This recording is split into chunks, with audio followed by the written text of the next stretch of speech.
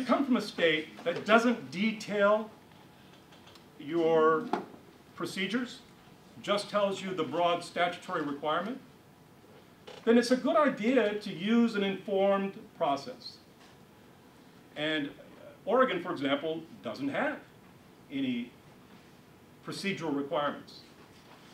The procedural requirements in Washington are very anemic.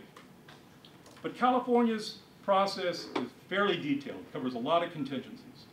So you can adopt it as a standard of practice by a large, in my case, contiguous state, but it's a very large state that's been doing psychological screening for a long time. It's the same with the criteria or the standards that we'll be talking about in a moment, the post-Big Ten standards, the criteria. If you don't have a state that defines what those criteria that you're looking for, rely upon the informed analysis of other jurisdictions. Okay, so they require that the evaluation be conducted post-conditional offer of employment. So by definition now, we're not talking about pre-offer screening.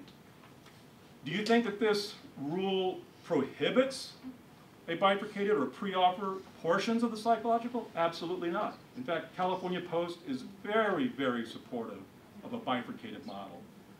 They've produced a document that I'll point to now.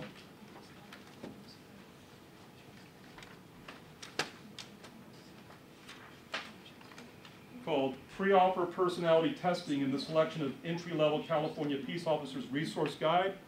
Just go to post.gov and you'll get it.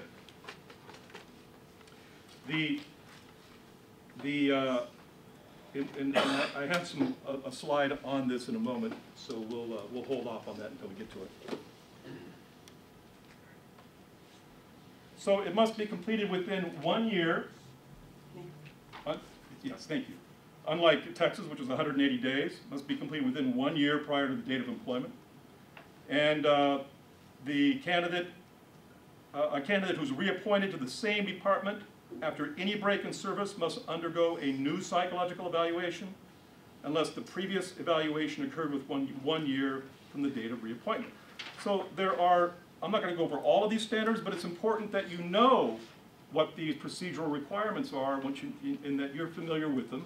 Again, if you don't have a protocol in your own state, then you may want to become informed about the protocols used in other states. If you have no requirement in your jurisdiction as to when the psychological evaluation must be done prior to appointment, you know Texas is 180, California is 365.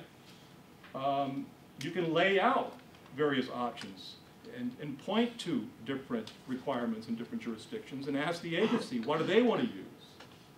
So help them come to some determination. But it's very important that you know what the requirements are, and if there are no specified requirements by regulation, policy, or statute, that you work with your agency to define them.